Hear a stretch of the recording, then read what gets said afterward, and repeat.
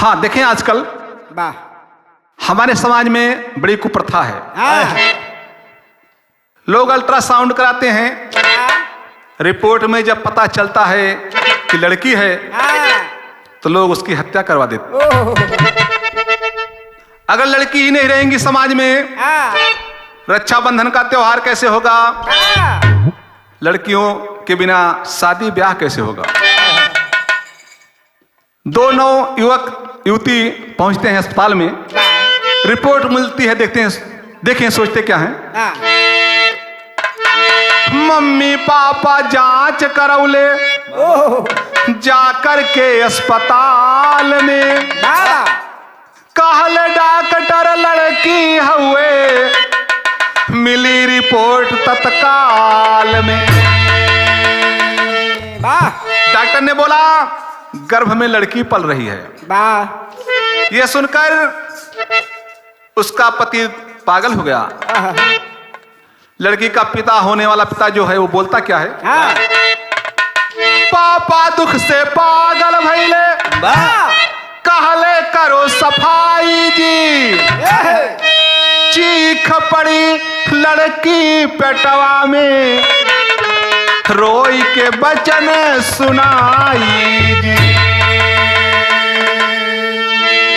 जब डॉक्टर से उसके पिता ने कहा कि इस लड़की को खत्म कर दो, सफाई कर दो, मां के गर्भ से लड़की अपने बाप से सवाल करती है, बाबूजी आखिर मेरी गलती क्या है जो आप मेरा प्राण लेने के लिए तुला हो गए हैं? लड़की कहती है, अरे गलती हमार कवन बपई, जन्म से पहले देवा मार हो, गलती हमार कवन बापाई। जन्म से पहले देवा मार हो, गलती हमार कवन बापाई। जन्म से पहले देवा मार हो, गलती हमार कवन बापाई। गलती बता जा हमें अब ही मुआई दिया,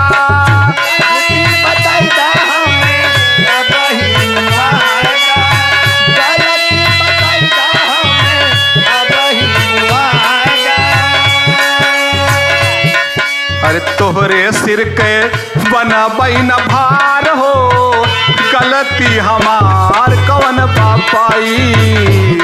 के बनबई न भार हो, गलती हमार कवन बापाई। तोहरे सिर के बनबई न भार हो, गलती हमार कवन बापाई। अपने पिताजी से सवाल करती है, अभी मेरा जन्म भी नहीं हुआ, मेरी गलती क्या है जो आप मेरा प्राण ले रहे हैं पिताजी? आप मेरे लिए परेशान न हो। कहती है, मेहनत से अपनी करब कुल पढ़ैया, खाइला कसम हम गवाही मोरी मैया। खाइला कसम हम गवाही मोरी मैया, खाइला कसम हम वही मोरी मैया। कह रही है बाबूजी यहाँ आप हैं और मेरी माँ है, गवाह मेरी माँ है, मैं आपको कभी दिक्कत नहीं आने दूंगी। बाबूजी अन्याय आप मत करें। दूधावा के हमारे अब रिश्ता ना छोड़ावा, हे बाबू बिटिया के दिल ना दुखावा।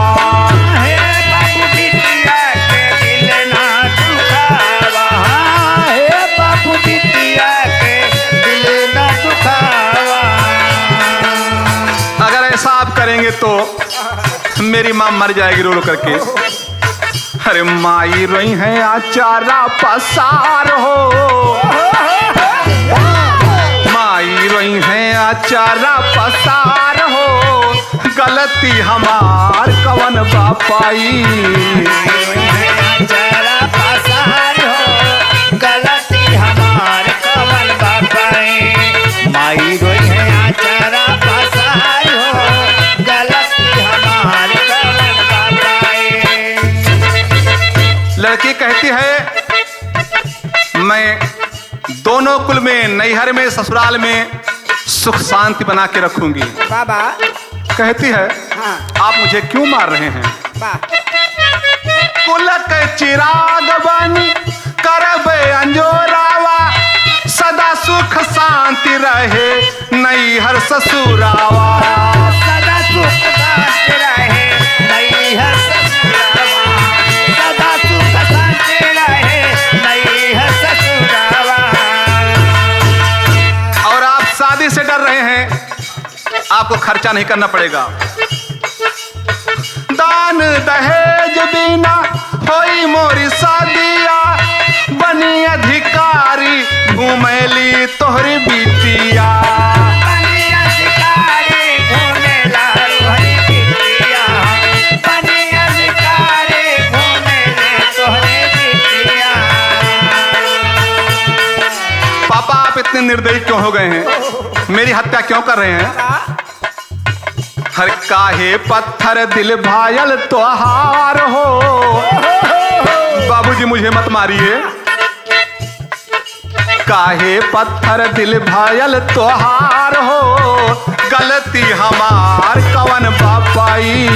पत्थर दिल भायल तोहार हो, गलती हमार कवन बापाई। काहे पत्थर दिल भायल तोहार हो, गलती हमार कवन बापाई।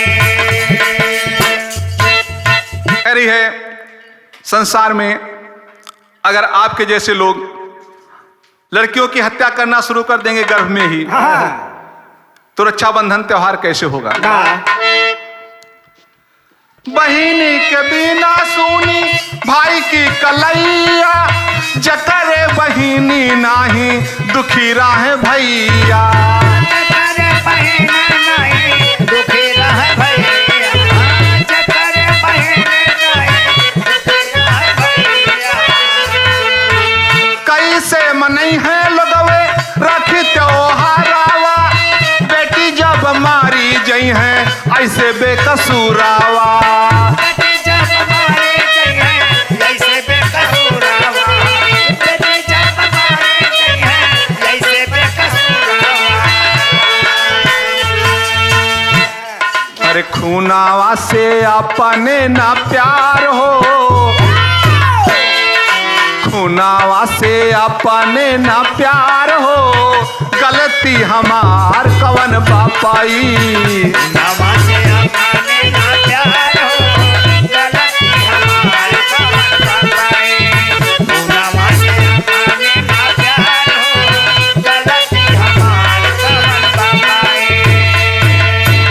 और आखिरी में चीख कर कहती है बाबूजी मुझे आप मारिए नहीं, मैं आपको कोई कष्ट नहीं दूंगी। कौन समस्या हावे हमसे बतावा, हे बाबू बिटिया के दिल ना दुखावा।